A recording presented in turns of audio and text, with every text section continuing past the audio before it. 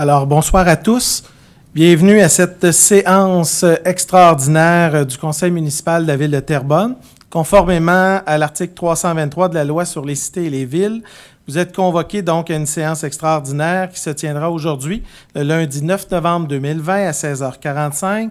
Évidemment, je suis aujourd'hui à l'édifice Louis-Lepage. Mes collègues sont à leur résidence pour suivre cette séance extraordinaire via une conférence, visioconférence Zoom. Alors, je vous remercie d'être avec nous ce soir. Alors, pour l'ouverture de cette séance, c'est proposé par M. Éric Fortin, appuyé par Mme Brigitte Villeneuve. Comme vous le savez, c'est un ordre du jour qui est fixe, donc, puisque c'est une assemblée extraordinaire. Alors, l'ordre du jour est donc adopté. C'est proposé par Serge Gagnon, appuyé par Yann Maisonneuve. Nous arrivons donc à la période de questions plus spécifiques liées au seul sujet à l'ordre du jour, qui est le plan triennal d'immobilisation. Alors, la représentante de la Direction des communications, Mme Marie-Pierre Couture, qui se joint à nous, et donc ce soir fera lecture des différentes questions. Alors, veuillez, Mme Couture, ouvrir votre micro. Oui, alors on a une première question de Mme Hélène Ayotte, domiciliée au 255 Georges VI. Alors la question se lit comme suit.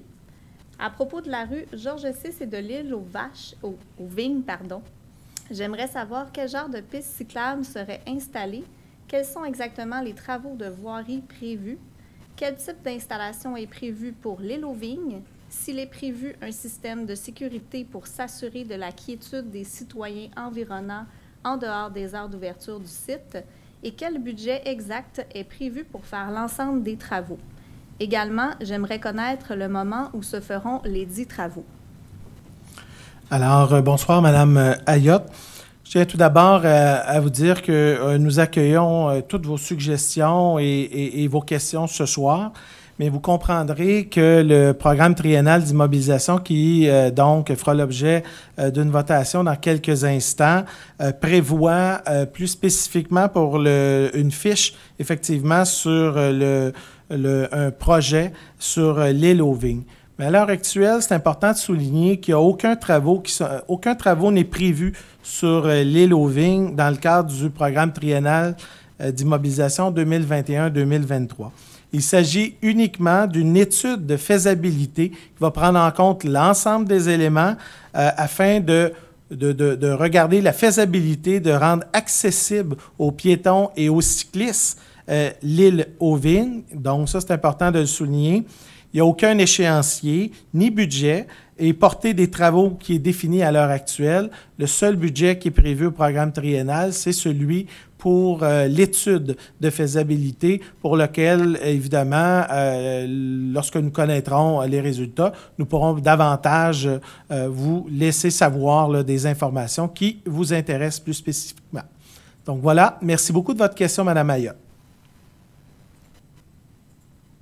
Alors, deuxième question de Mme Josée Poupard, domiciliée au 270 Bergeron. La question se lit comme suit. Question numéro 1. Je voudrais savoir si le projet du LEG pour l'île aux Vignes, avec une construction d'une passerelle, a fait l'objet d'une demande auprès du BAP. Car c'est grâce à Mouvement Terrebonne que j'ai appris de l'intention d'occuper l'île et de mettre en péril ce fragile écosystème. Question 2. Est-ce que l'administration Plante a vérifié si l'île aux Vignes était en zone inondable? Car l'île fait partie de la nouvelle zone de ZIS et aucune construction est possible. Question 3.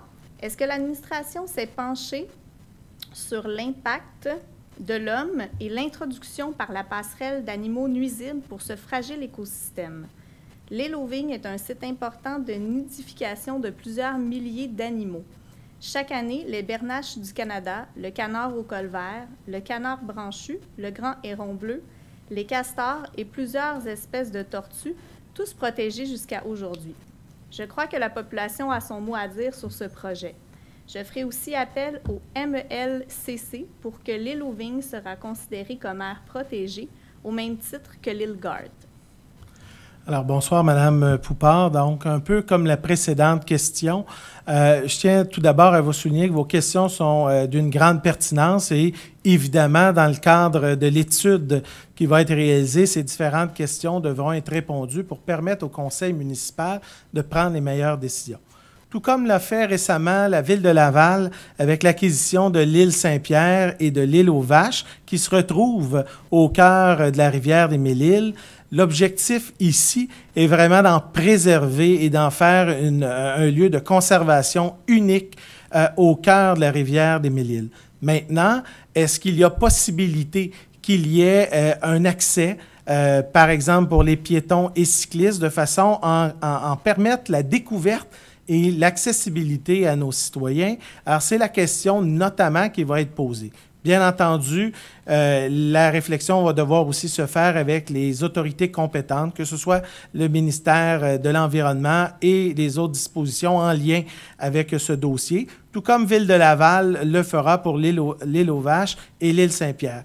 Nous, l'objectif qu'on veut se donner, c'est qu'on veut concrètement aller au fond de cette question, savoir quelles sont les possibilités et si la population pourrait éventuellement pouvoir y accéder sous forme non pas d'un développement sous forme de bâtiment, mais plutôt d'une accessibilité et découverte par l'ensemble de la population terrebonnienne et de la grande région métropolitaine. Mais aujourd'hui, ce serait difficile d'annoncer quoi que ce soit à cet effet, puisque les travaux d'études vont débuter et on aura donc toute l'information à cet effet. Alors, je vous remercie, Mme Poupard, et je vous souhaite une belle soirée. C'est ce qui met donc un terme à cette période de questions spécifiques au plan triennal d'immobilisation. Nous arrivons donc au point numéro 4 à l'ordre du jour concernant l'adoption du plan triennal d'immobilisation. Alors, Mme Nathalie Bellavance souhaitait prendre la parole. Alors, Mme Bellavance, je vous cède donc la parole.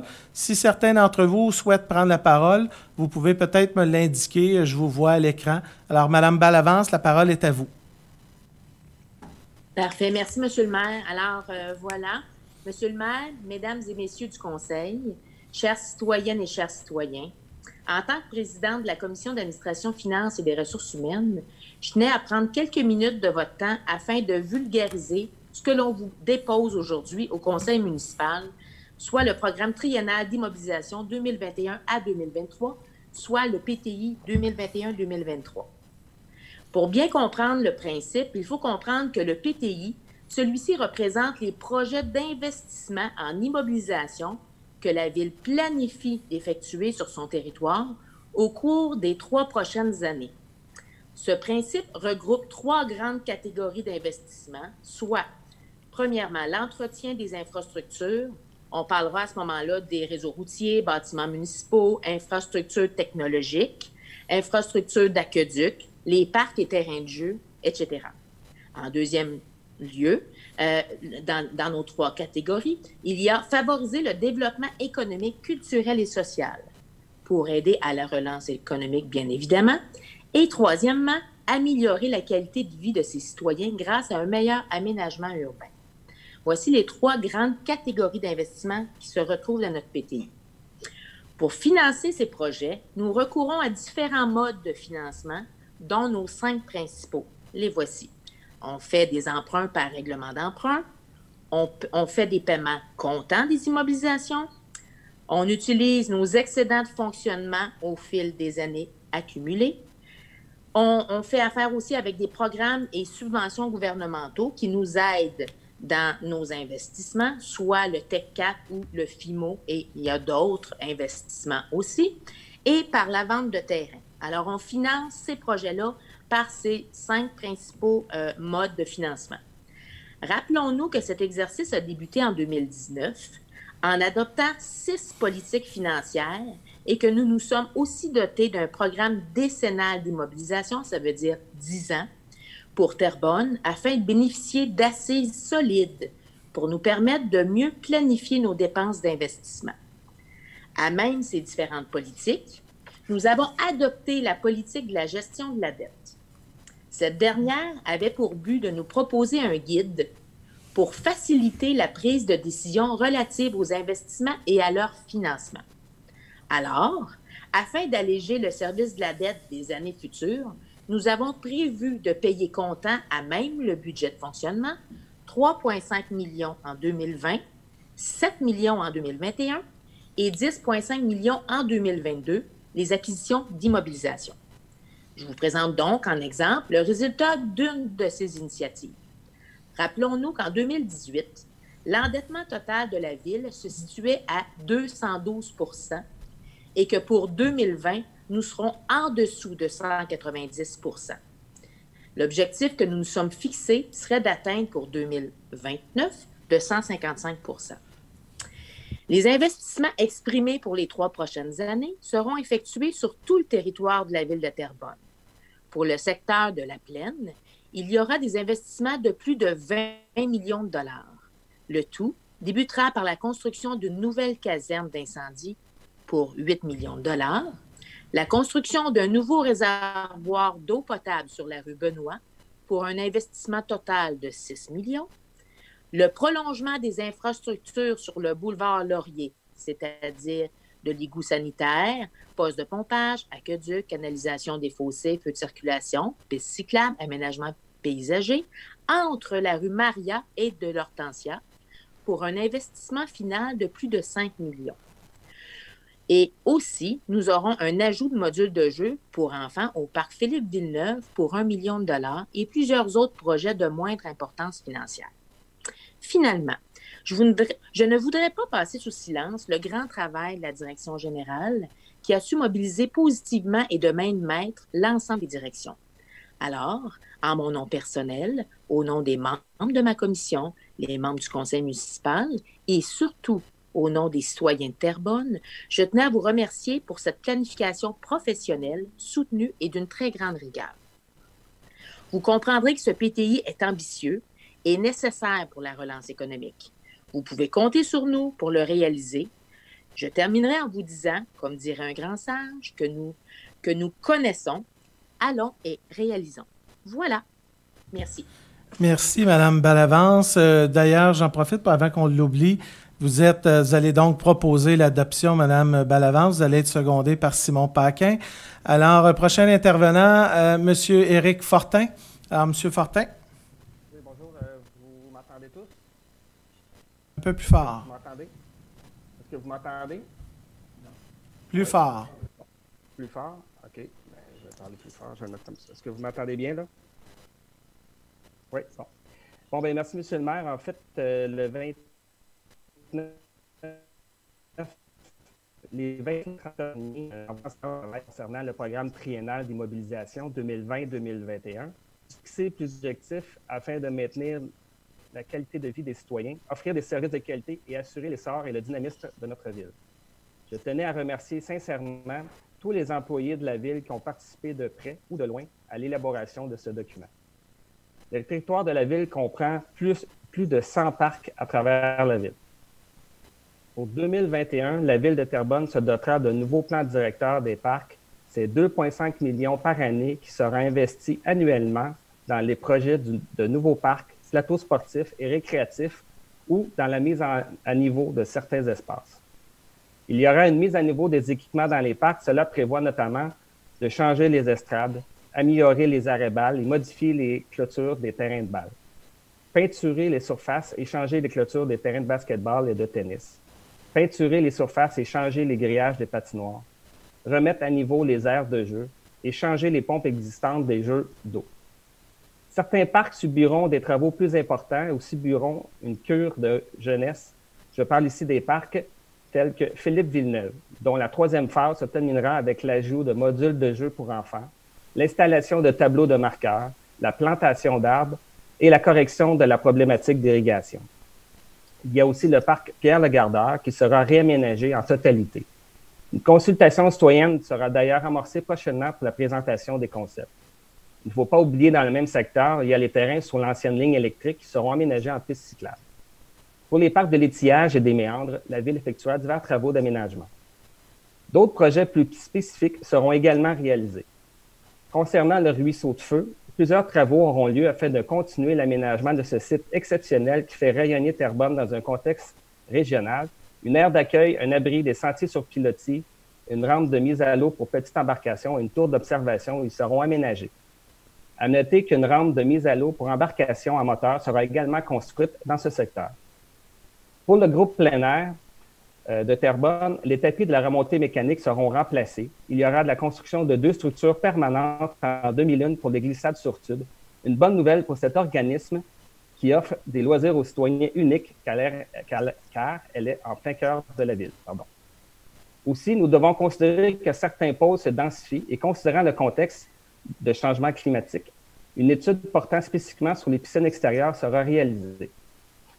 Les cyclistes seront heureux d'apprendre que divers travaux de réflexion et l'ajout de nouveaux tronçons auront lieu sur les pistes cyclables et dans les pistes multifonctionnelles telles que la Trans-Terrebonne.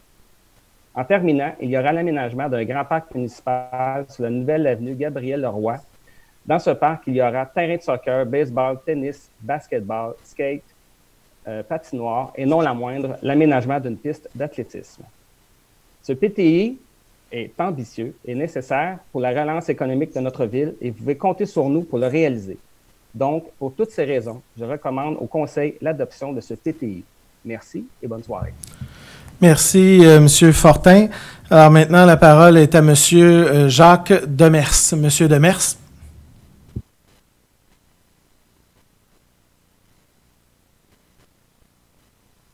On ne vous entend pas, M. Demers.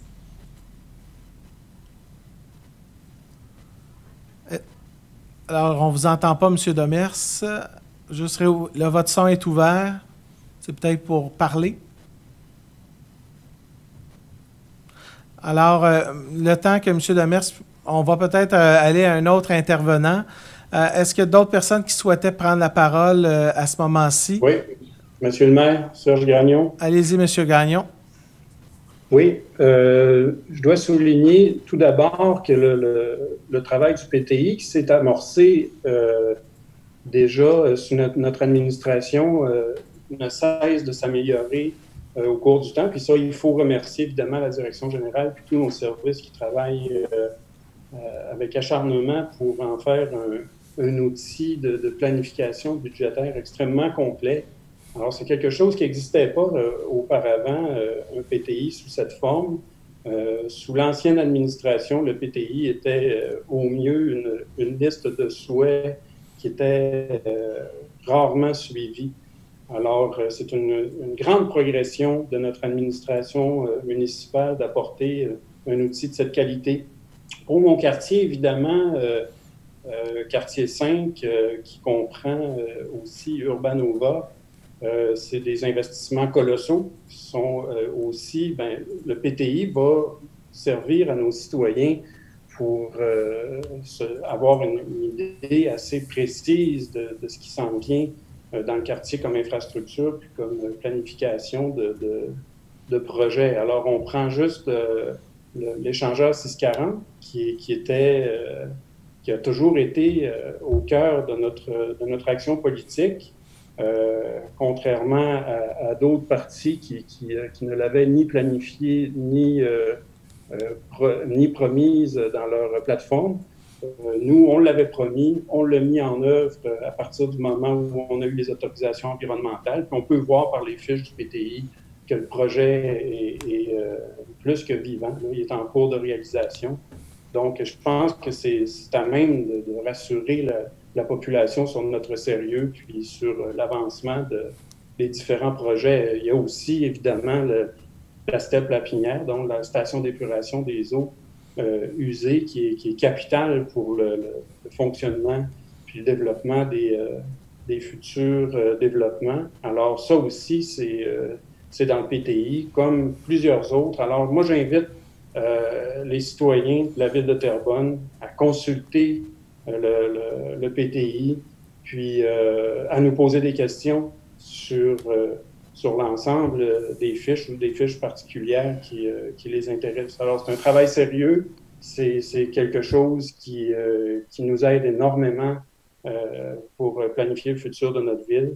Puis, c'est la plus belle image que les citoyens peuvent à voir sur la suite des choses en matière d'infrastructure et de projets. Merci, Alors, monsieur. Merci, Monsieur le Président. Merci, Monsieur Gagnon. Alors, je ne sais pas si ça fonctionne avec Monsieur Jacques Demers. Peut-être se réessayer, sinon on peut aller à un autre intervenant. Est-ce que quelqu'un d'autre souhaitait s'exprimer?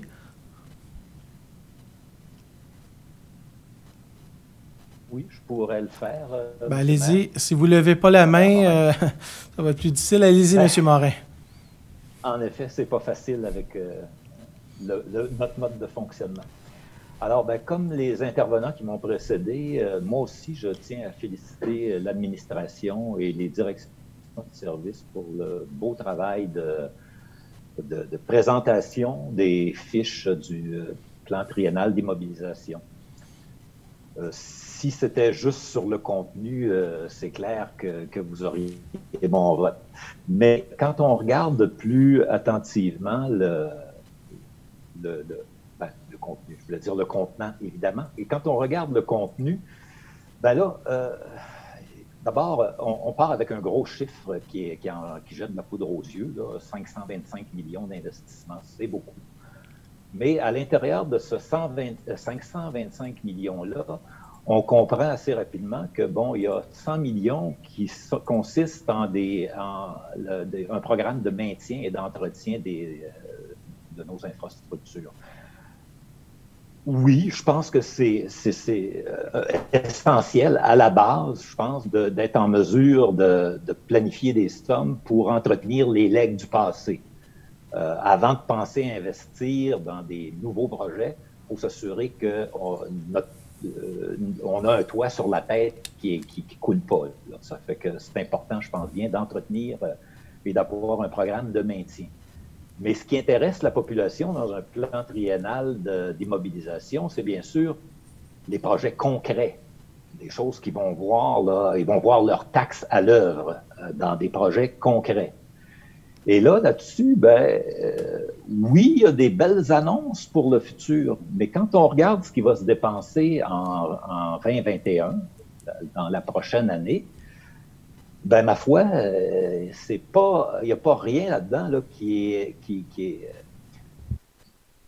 vraiment du concret pour les citoyens. Je pense, entre autres, je regarde dans une grosse partie des investissements qui vont être faits dans des projets l'an prochain, sont des projets au niveau de la direction des technologies de l'information. C'est souhaitable, oui, mais ça améliore le fonctionnement de l'administration, l'efficacité, bravo. Mais pour le citoyen, c'est pas rien de vraiment concret dans sa vie. Quand on va dans les gros projets, là, il y a des gros montants, effectivement, qui sont prévus en 2021, mais c'est pour finaliser des projets qui sont partis, des fois même depuis l'ancienne administration, qu'on pense au quartier général de la police. Il y a quand même quelque chose comme 20 millions là, qui va être investi l'année prochaine. C'est du concret. Éventuellement, on finira par voir la bâtisse, mais on sait qu'il y a des travaux qui sont en cours au moins. Mais j'ai fait l'exercice de prendre dans le sommaire du PTI, là, le petit document qui nous a été remis, les principaux projets pour le PTI 21-23.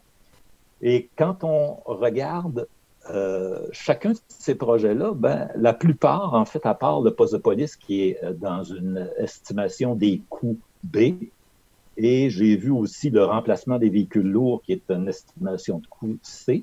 Le reste, on est dans une estimation de coût dont 80% des coûts sont encore à venir. Donc, qu'est-ce qui va être dépensé en 2021? J'ai vu des projets que ça a l'air super intéressant, des 30 millions coût total prévu, mais avec 500 000 $ en 2021, des 500 000, des 200 000, même des zéros, il y en a beaucoup pour 2021. Donc, on parle de projets pour lesquels les citoyens ne verront pas de concret l'année prochaine. On est à peine à l'avant-projet. On est, dans bien des cas, j'ai même pas vu de plan et de vie annoncé. Donc, c'est quoi les projets pour 2021 pour le PTI? Ben, pas grand-chose de concret pour le citoyen moyen. Mais pour le futur, là, par exemple, on entre dans ce qui est quasiment un programme électoral pour un parti qui va se présenter au pouvoir aux prochaines élections, c'est d'avoir des projets. Moi, comme conseiller municipal, qui n'a pas participé à l'élaboration de tous ces projets-là pour le prochain mandat, ben, j'hésite à donner un go pour le plan triennal sans avoir l'occasion de l'analyser au fond. Et est-ce que dans le cadre d'une prochaine plateforme électorale, ça sera celui-ci ou celui-là qui sera priorisé? Je ne suis pas en mesure à ce moment-ci de le prévoir. Et si je regarde pour... En terminant, M. Morin. Oui, pour mon quartier, plus précisément, ça fait des années qu'on parle de la revitalisation du boulevard des Seigneurs. Et ce que j'ai vu c'est un projet quand même d'autour des 6 millions, si je ne me trompe pas, mais encore une fois, 200 000. La réfection de l'intersection Grande Allée-Masson, qui est dans mon quartier aussi, un petit montant pour l'année prochaine et peut-être quelque chose de gros dans le futur. J'ai vu apparaître, à ma grande surprise, un mur anti-bruit le long de la 640 au bout de la rue nationale, alors qu'on a pris la peine de voter une résolution pour demandant des études pour la construction d'un mur anti-bruit le long de la 25, partant de l'île Saint-Jean, le quartier de ma collègue Nathalie Ricard, jusqu'à Montémasson. Et aucune fiche PTI sur ce projet-là qui aurait dû apparaître, à mon sens. Donc, c'est ça. Pour les motifs que je viens de vous expliquer, j'aurais plutôt tendance à voter contre le projet pour son contenu et non pour son contenant, pour lequel je félicite encore une fois l'administration. Merci beaucoup, M. Morin. Alors, prochain intervenant, est-ce qu'il y a quelqu'un, je vois personne lever la main. Est-ce que vous attendez un petit instant. Monsieur M. Demers, ça va? M. Demers. Est-ce que vous m'entendez? Oui, allez-y. Puis après ça, M. Fontaine. Ça va? Il y a deux Jacques Demers, ça fait... Oui, j'utilise mon laptop et ainsi que mon iPad. C'est tout simplement pour ça. Excellent. Est-ce que vous m'entendez toujours? Oui. Ouais, bonsoir à tous. Je voulais juste partager mes feedbacks suite au dépôt du plan triennal d'immobilisation. Le son est fermé, Jacques. Demers. Oui, là, il est ouvert. Avant de parler des bienfaits de ce PTI sur le quartier que je représente, j'aimerais souligner l'amélioration importante en ce qui a trait au processus d'élaboration. Étant élu depuis 3 ans maintenant, voici ce que j'ai remarqué. Une plus grande transparence de la présentation des fiches de PTI. Je fais évidemment référence aux pléniers publics que l'administration a tenu en faire comme. Et ce qui est particulièrement rare dans les villes. Une grande amélioration au niveau de la clarté et des détails inclus dans les fiches de présentation. Une plus grande diligence des départements responsables de rentrer les fiches PTI. Tous ces détails permettent de mieux comprendre les objectifs et délais d'implantation de ces investissements. Et une plus grande rigueur dans le processus de validation de chacune de ces fiches par tous les membres du Conseil. Étant ingénieur de formation et occupant un poste de gestion chez Bell depuis plus de 30 ans maintenant, j'ai eu la chance de participer et de diriger plusieurs reprises de tels exercices de planification des investissements. Cette planification est particulièrement importante pour les raisons suivantes. Ceci permet de déterminer clairement où la Ville prévoit investir au cours des prochaines années, de mobiliser les ressources de la Ville vers des objectifs communs, et ça démontre une saine gestion financière des deniers publics. De plus, je suis heureux de constater qu'un facteur clé de succès sera mis de l'avant cette année, l'embauche et la formation de ressources de la Ville en gestion de projet. Cette initiative est d'une importance capitale pour mener à bien les projets d'investissement en respectant les délais, les montants et les normes de qualité prévues. Maintenant, M. le maire, ce que je voulais vous dire, c'est que je suis particulièrement content des investissements prévus dans mon quartier, soit le boisier et les vignobles. Pour le boisier, je suis heureux de voir qu'un montant a été réservé pour tenter d'acquérir le site de l'ancien golf Le Boisier. Évidemment, ce site appartient à un particulier. Nous devrons nous entendre avec lui avant d'en prendre possession. Donc, rien n'est joué pour l'instant, mais la Ville sera prête si l'opportunité d'acquisition se présente. Pour le quartier des Vignobles, Malgré que le quartier soit relativement récent, bien aménagé, sécuritaire et offre une grande qualité de vie pour les citoyens, un enjeu de taille est apparu depuis quelques années. La popularité croissante de notre quartier a créé une augmentation importante de la circulation à l'intersection de Grande Allée et Montée-Masson. Cette congestion fréquente de Grande Allée vers la Montée-Masson est devenue un irritant pour les résidents du quartier. Je suis donc heureux que la Ville ait prévu un investissement important dans le plan triennal d'immobilisation pour la reconfiguration routière de Grande Allée entre la rue Nationale et la Montée-Masson. En fait, le projet est déjà en cours. Voici un résumé des principales actions réalisées et ce qui est prévu pour l'amélioration de la circulation à cet endroit. Une étude de circulation détaillée a été complétée par une firme externe spécialisée. Les données ont été analysées par les experts. Une firme d'ingénieurs a été mandatée pour voir s'il y avait possibilité de reconfigurer l'intersection afin d'améliorer la fluidité de la circulation. Déjà, un projet pilote a été mis en place depuis quelques semaines pour améliorer le cycle du feu de circulation à l'intersection de Montée-Masson et Grande Allée. De plus, un autre projet pilote sera mis en place aux intersections de Grande Allée et rue Nationale, ainsi que Grande Allée et la rue Lévis, pour améliorer la fluidité de la circulation. Si concluant, toutes ces mesures seront maintenues en attendant la reconfiguration complète prévue débutée en 2021. En parallèle, un autre projet d'ampleur a été retenu au PTI. La Ville travaille sur un projet de prolongement de la rue Nationale et de la Grande Allée le long de la 640 Est jusqu'à l'échangeur de la rue Charles-Aubert, afin d'ajouter un accès au quartier industriel et des vignobles. Par contre, des contraintes importantes se dressent sur notre parcours, telles que l'acceptation du ministère du Transport pour les accès à la 640, l'acquisition des terres agricoles privées, l'acceptation par la Commission de la protection des territoires agricoles, qui est peu encline à permettre de tels changements de zonage qui détruiraient des terres agricoles de qualité. Nonobstant ces enjeux, le budget a été approuvé, réservé au plan triennal d'immobilisation, et je continuerai à suivre de près les prochaines étapes. Finalement, j'aimerais souligner quelques autres projets importants pour le secteur de Lachenay.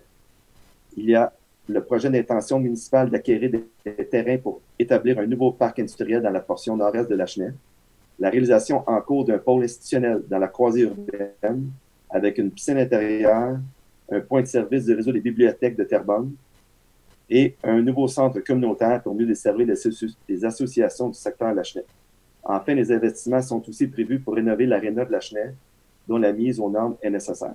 Donc, je suis très content de voir que plusieurs projets structurants sont en cours ou en phase de planification pour les citoyens de Lachenay et Terrebonne. Merci. Merci, M.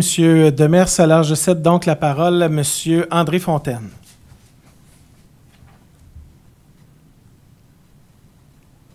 M. Fontaine, simplement. Juste ouvrir votre caméra, M. Fontaine. Alors, si M. Fontaine n'est pas prêt, on va aller à un autre intervenant. Alors, qui d'autre souhaitait prendre la parole? M. Michaud, allez-y. Oui, bonjour à tous. Effectivement, là, comme mes collègues, là, je tiens à souligner évidemment le travail de la direction pour se fiche et cette présentation en fait, qui a été faite à l'ensemble des élus. Beau travail. Évidemment, je vais peser les pour et les contre. Il y a bien des éléments qui sont intéressants, effectivement, M. le maire, et comme mon collègue M. Fortin l'a mentionné tantôt, dans mon quartier, évidemment, on parle du parc Pierre-Lagardeur qui a pris un peu de retard, mais là, que je vois qu'on continue à avancer. Effectivement, c'est une excellente nouvelle. Investir dans nos parcs, ça fait du bien. Ça apporte une richesse là, à nos quartiers, puis c'est ce qu'on s'attend d'une administration municipale. Également, et bon, je parle du prolongement du pouvoir Pierre-Lagardeur, tant aussi longtemps qu'on respecte les consignes et le mur, en fait, là, d'une certaine distance entre la nouvelle route et les maisons. Moi, ça fait mon affaire. Mais il y a des éléments là-dedans qui, tout comme mon collègue M. Morin, me met des doutes. Je peux pas croire qu'on va faire une autre élection, qu'on va en parler encore du golfe Le Boisé. On met ce programme-là dans le PTI, puis on dit « Hey, oh, ça s'en vient! » Mais qu'est-ce qu'on a fait pendant ce temps-là? Pourquoi on parle encore du golfe Le Boisé? Pourquoi c'est pas réglé? Et là, on parle d'Urbanova, l'échangeur Urbanova. J'ai l'impression que c'était plus rapide de faire l'échangeur Turco. Je vous le dis, là, je comprends pas. Puis, moi, ce qui m'embête dans tout ça, c'est que j'ai l'impression de lire un programme électoral. Pourquoi on ne met pas plus de fonds l'année prochaine? Pourquoi tous les fonds de tous les projets majeurs viennent en 2023? Et les fiches ne sont pas plus détaillées. moi, je vous le dis, là, monsieur le maire, là, ce qui me fait peur dans tout ça, c'est que ce sont encore des souhaits. Ce sont des projets pour dire, ah, écoutez, le golfe Le Boisé, l'échangeur Barneva, on ne l'a pas réglé durant notre mandat. Mais inquiétez-vous pas, là, on l'a mis au PT, ça s'en vient, ça s'en vient. Mais il n'y a rien de concret, encore une fois, qui est planifié pour ces projets-là. Et c'est ce qui m'inquiète. Les petits projets, là, les petits projets, rénovation de parc, ces éléments-là, mais les gros projets porteurs, en fait, j'ai l'impression encore qu'on n'est même pas rendu à la table à dessin puis dessiner qu'est-ce qu'il y en a. Et moi, je vous le dis, là, ça me tue en tant qu'élu qu'on doit encore parler du parc du golfe Le Boisé. Et non seulement ça, ce que je ne comprends pas, c'est qu'on a planifié 5 millions pour ça. Je ne comprends pas. 5 millions, on veut acquérir quoi? Le petit chalet sur le dessus? C'est beaucoup plus que ça, là. Puis, pourquoi on n'avancerait pas plus de fonds dès l'année prochaine, si on veut être de bonne foi? Pourquoi l'échangeur Barneva ne ferait pas la même chose? Et là, je reviens également avec la plantation d'arbres. L'année prochaine, je comprends bien, on s'en va avec une étude. Certes, c'est louable.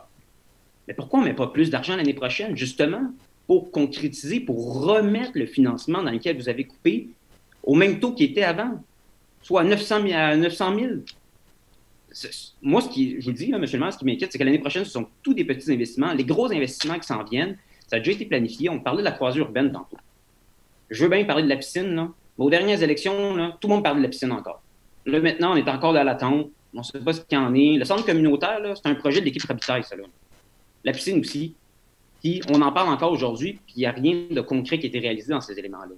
S'il y a une chose de concret là, à proposer aux citoyens là, du quartier 16 et 15, là, surtout pour la Chenille, c'est de tenter de les sécuriser sur les constructions à venir, des tours immenses qu'on veut bâtir dans ce quartier-là.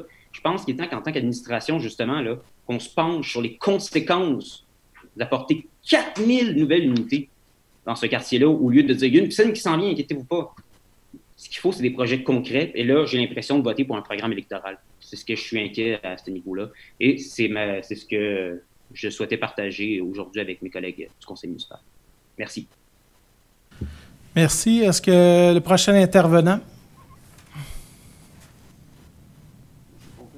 Monsieur Fontaine, vous êtes de retour? Oui, monsieur le maire. Allez-y. Oui, excusez-moi. Écoutez, monsieur le maire, moi, ce que j'ai à dire par rapport à cette présentation, en fait, on a eu une très belle présentation de programme triennal d'infrastructure, ça c'est certain, égal à celle qu'on a eue l'an passé. D'ailleurs, je fais comme mes collègues, je souligne l'excellent travail de la direction générale et de ses acolytes. Mais parce qu'un PTI, c'est vraiment, ça nous aide, en tout cas, surtout avec cette nouvelle façon de les présenter, ça nous aide à comprendre beaucoup de choses. On a dans les PTI, comme on l'a déjà dit, des programmes d'entretien qui nous permettent d'assurer la pérennité de nos acteurs. On n'a comme pas le choix. On a aussi dans les PTI des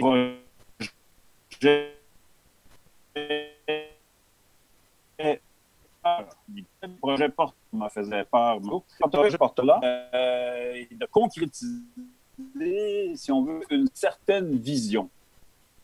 Mais analyser comme il faut le programme d'implantation triennale,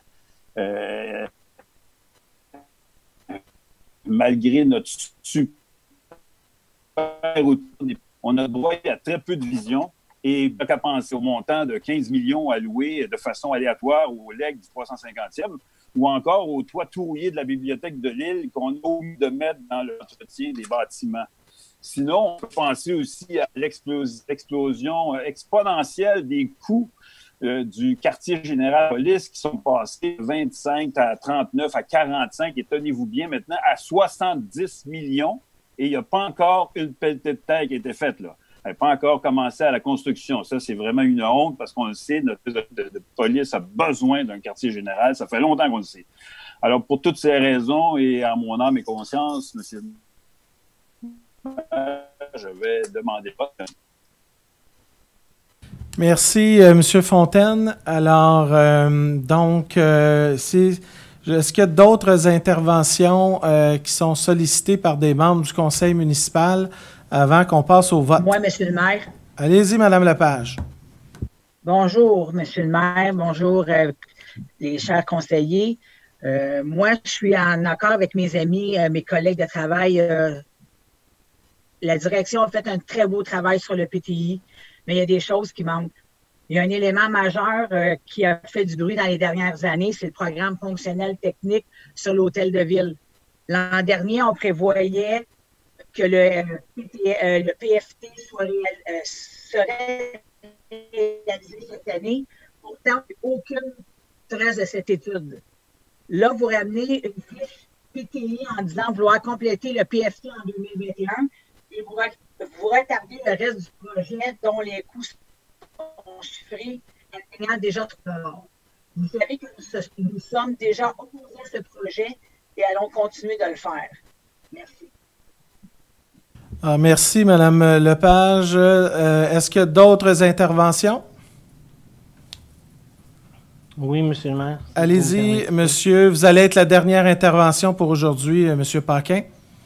Merci. Oui, dans le fond, merci, monsieur le maire. Je suis surpris un peu d'entendre certains propos de mes collègues qu'on pense, je vais juste reprendre celui de Mme Lepage, de ma collègue, qui dit que l'hôtel de ville, le plan fonctionnel et technique, le contrat a été voté cette année pour le plan fonctionnel et technique. On ne peut pas mettre un montant d'argent nécessairement clair, net et précis avant même d'avoir eu l'étude. Il n'y a pas de cachette. Le plan fonctionnel et technique est en réalisation, le contrat a été octroyé. Quand on pense à mon collègue, M. Morin, qui dit que les investissements sont peu visibles, moi, je répondrai à mes collègues que pour une rare fois à la ville de Terrebonne, le PTI n'est pas un outil à saveur électorale. Quand on regarde, pour avoir couvert le monde municipal pendant quelques années, le PTI était toujours plus gros l'année de l'élection et c'est pas ça qu'on a présenté cette fois-ci. Certains pourront dire que dans les autres années, il y a plus d'argent, effectivement. On n'a pas sorti la calculatrice en se disant il faut en mettre moins une année pour en mettre plus après. On a mis des items aux bons endroits pour s'assurer que nos équipes soient capables de réaliser les projets. Dans une autre administration, il y a un bel exemple, le centre communautaire et la piscine qui avait été promis par d'autres administrations qui n'ont toujours pas été réalisés. Ça, c'est comme l'échangeur pas de Urbanova, mais celui proche de l'hôpital. Les plus vieux s'en souviendront. Le gouvernement l'avait annoncé, mais avait oublié de le mettre au PTI du gouvernement pour le faire. Alors, il y avait un hôpital, mais pas de sortie. Et quand mes collègues, entre autres, M. Morin, dit qu'il n'a pas participé, vous avez participé, vous avez eu l'occasion de donner vos commentaires pendant 2 demi-journées sur le PTI. Vous avez eu la chance de jaser, de challenger l'administration municipale, les fonctionnaires sur les items qu'ils nous demandent de mettre au PTI. Dans les premières années, le PTI était fait à la fin des 2 jours du budget, là, où on s'en souviendra. Là. C'était le dernier item de la journée, puis on nous le présentait, puis on avait peu de choses à dire. Là, maintenant, on a 2 jours pour le faire. On prend le temps de discuter avec les fonctionnaires. Et comme vous l'avez déjà, comme on l'a déjà fait d'ailleurs avec les oppositions la semaine dernière, mercredi dernier, une rencontre pour avoir vos souhaits pour le prochain budget. Et il y aura encore 2 demi-journées pour analyser le budget pour que vous puissiez donner votre opinion, au même titre que les collègues de la formation politique avec laquelle je suis, l'ADT. Les élus de l'ADT auront le même temps que vous pour analyser le budget. Les seuls qui le verront avant, c'est ceux qui sont au suivi budgétaire de la Ville de Terrebonne, soit la Commission de l'administration et finances. Alors, au final, je pense qu'on arrive au même résultat de préparation budgétaire et PTI qu'on avait auparavant avec les 2 jours qu'on lançait. Mais une chose qui me fatigue, Monsieur le maire, c'est mon collègue qui ose même parler d'une mauvaise planification ou une mauvaise gestion. Monsieur Morin du quartier 10. Je l'invite à regarder sa propre gestion de son cabinet politique à titre de conseiller désigné du mouvement et Nouvel Élan Terrebonne. Depuis 3 ans, vous rémunérez une ex-candidate à la mairie dont le travail se fait plutôt... Monsieur le maire, je pense que monsieur... Monsieur Fontaine, je vous demande, fermez votre micro, Monsieur Fontaine. Monsieur Fontaine, il a laissé... Il n'y a aucun règlement. M. Fontaine, s'il vous plaît, vous ne pouvez pas couper la parole. Allez-y, M. Paquin. Je fais plutôt discret. Même, vous l'avez demandé, pas si vous seriez à nouveau candidat avec cette équipe, avec Mme Cavillon. En matière de saine gestion, vous avez un sérieux déficit de crédibilité lorsqu'on regarde vos dépenses de cabinet.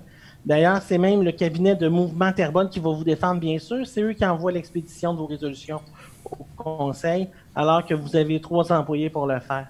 Alors, je vous invite, vous pouvez voter contre le PTI, c'est libre à vous, mais venez pas dire que vous n'avez pas participé, que vous n'avez pas pu donner votre opinion. Quand c'était le temps, vous n'avez rien dit. Merci, M. Paquin. S'il vous plaît, ça se termine les discussions sur ce point. Chacun a le droit d'exprimer ses critiques ou ses commentaires ou de répliquer. Ça fait partie des échanges qui parfois peuvent être un peu plus corsés, j'en conviens. Ça se fait dans le respect, mais les gens ont le droit d'aussi donner leur opinion. Ça étant dit, personne ne coupe la parole quand un autre membre dit quelque chose auquel on n'est pas d'accord. Alors, je m'attends à ce que ce soit fait en tout temps et je n'apprécie guère qu'un membre coupe la parole à un autre dans le contexte. Alors, pour ce soir, M. Fontaine, c'est la première et la dernière fois que vous pourrez couper la parole à un autre collègue sans raison. Alors, j'apprécierais que vous puissiez respecter le règlement et ça va être la même chose pour tous les membres du Conseil. Personne ne pourra couper la parole à un autre membre si on ne lui attribue pas la parole. Je pense que c'est les fondements même d'échanges qui sont respectueux entre les membres du Conseil. Maintenant que tous et chacun a eu l'occasion de s'exprimer, je pense que nous pouvons passer au vote. Et suite au vote, je m'exprimerai et je répondrai à quelques éléments qui ont été soulignés. Alors maintenant, nous arrivons donc à la période de votation. Alors maintenant, la proposition que vous avez sous les yeux. Alors, quels sont ceux qui sont en faveur du programme triennal d'immobilisation 2021-2023? Je vais nommer chacun des quartiers qui vont d'abord, qui sont en faveur. Et donc, je vais nommer votre nom de quartier. Vous direz si vous êtes pour ou contre.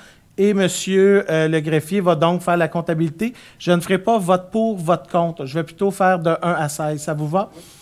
Alors, tout d'abord, on y va en ordre. Alors, quels sont ceux, donc, qui sont soit en faveur ou en défaveur? On commence par le quartier numéro 1, Mme Villeneuve. Alors, quartier Saint-Joachim 1, je suis pour le plan triennal. Alors, le quartier numéro 2. Je suis en faveur du plan triennal d'immobilisation. Alors, le quartier numéro 4. En faveur, M. le maire. Merci. Le numéro 5. Oui. Pour, M. le maire. Le quartier numéro 6. En faveur, M. le maire. Quartier numéro 7. En faveur du PTI, M. le Président. Quartier numéro 8. Contre, M. le Président. Alors, quartier numéro 9. Pour le PTI, M. le Président. Quartier numéro 10. Contre, M. le Président. Merci. Le quartier numéro 11. Je suis en faveur. Quartier numéro 12. Oui, M. le Président, avant de vous donner Non, malheureusement, M. Fontaine, il n'y a pas de prise de parole. Pendant la prise de vote, c'est pour ou contre. Vous n'avez pas le droit, vous le savez, là. Ça fait 3-4 fois que je vous le dis. Merci. C'est pour ou c'est contre? Non, ça fait 2 fois. Ouais, alors, évidemment, je suis contre, M. le Président. Merci. Numéro 13. Numéro 13.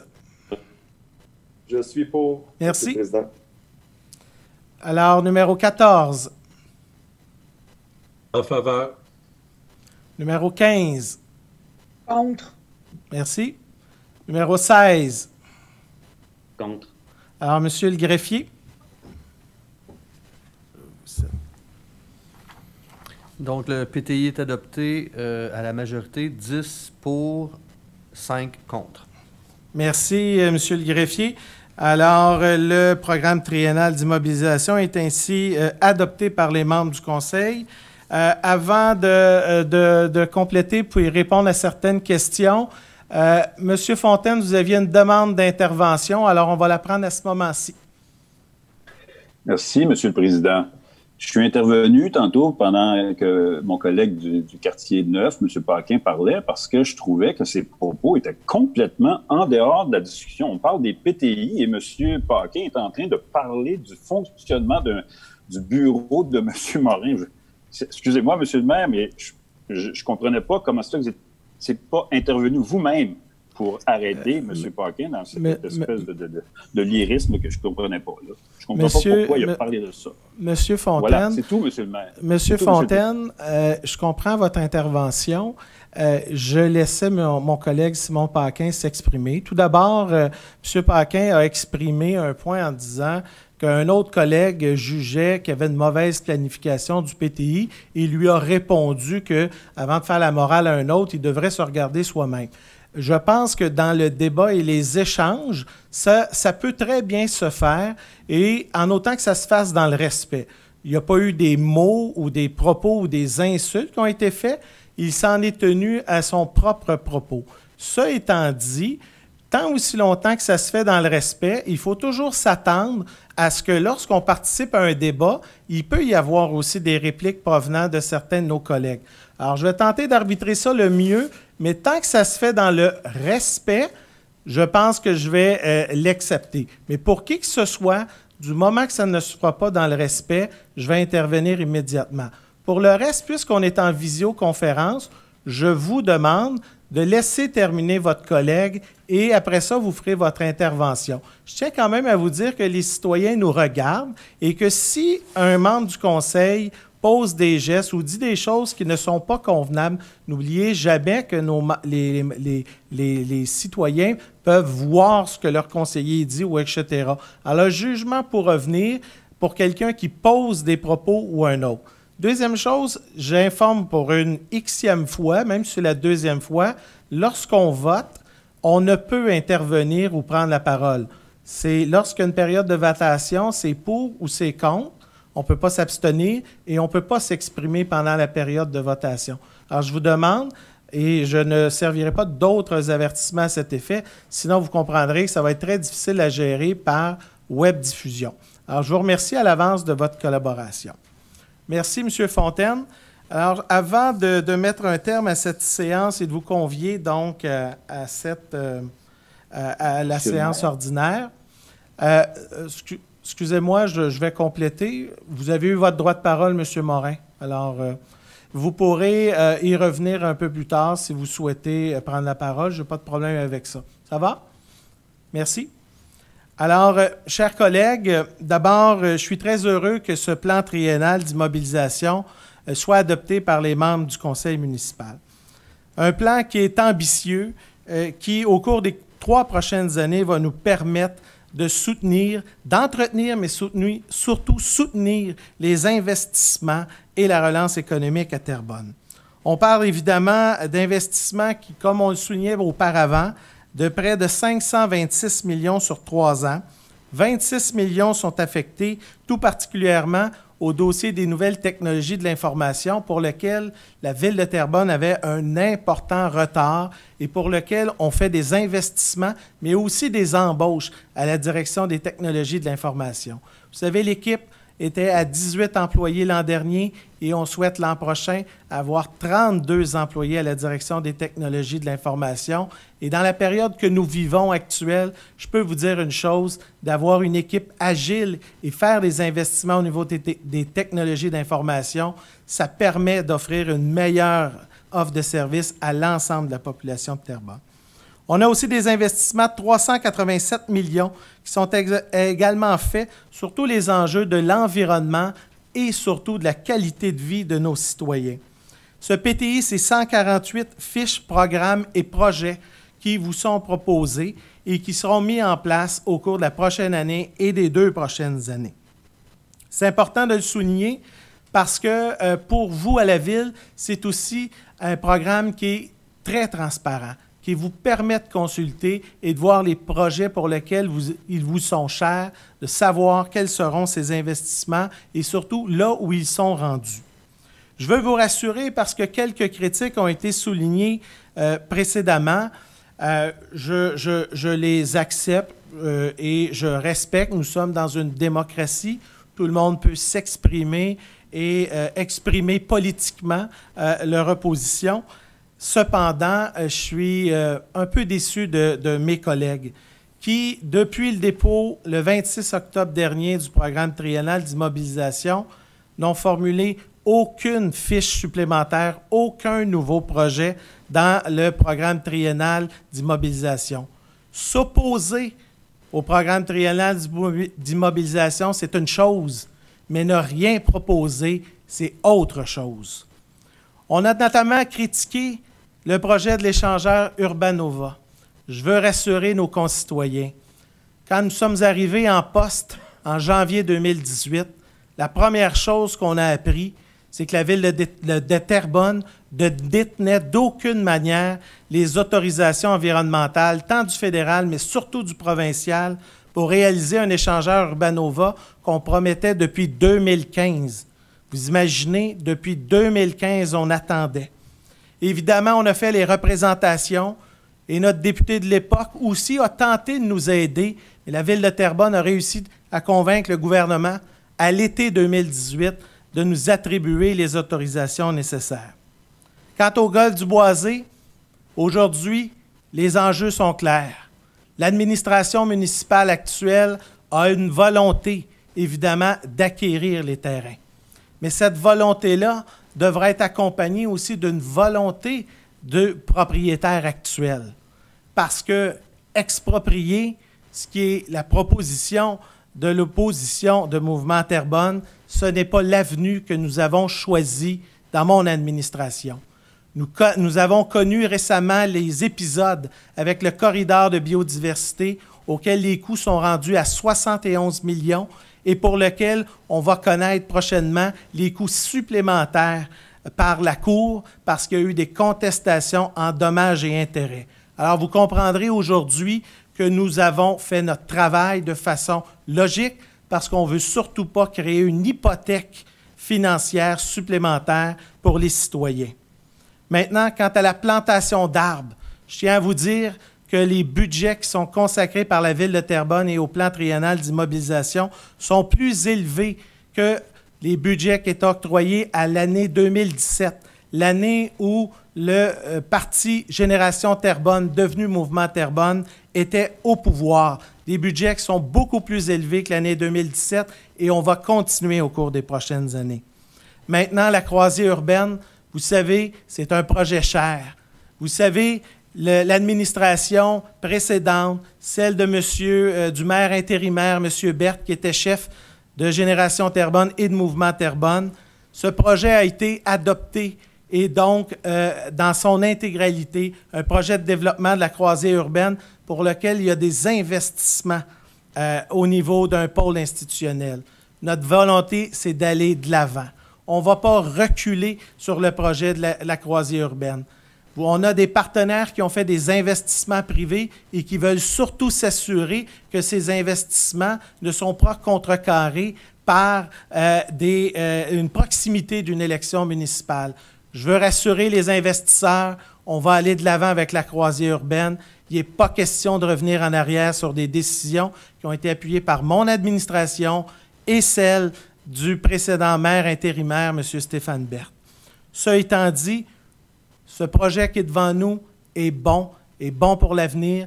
Nous travaillons à faire avancer la ville de Terrebonne et je peux vous dire qu'on va continuer au cours de la prochaine année, même dans un contexte électoral. Nous allons continuer d'aller de l'avant parce qu'on sait que les citoyens sont satisfaits du travail que nous faisons. Merci à tous, puis bonne soirée. Maintenant, nous arrivons donc avant, je veux juste souligner, prochaine séance ordinaire va se tenir ce soir à 19h et donc, et que la séance suivante, donc ordinaire, sera le lundi 30 novembre à 19h, donc toujours sur la même formule actuelle. Maintenant, M. Morin, vous souhaitiez prendre la parole pour compléter et ensuite on va lever l'Assemblée. Alors, M. Morin, je vous cède la parole. Oui. Ben, en tout respect, je dénonce fermement là, les propos de M. Paquin.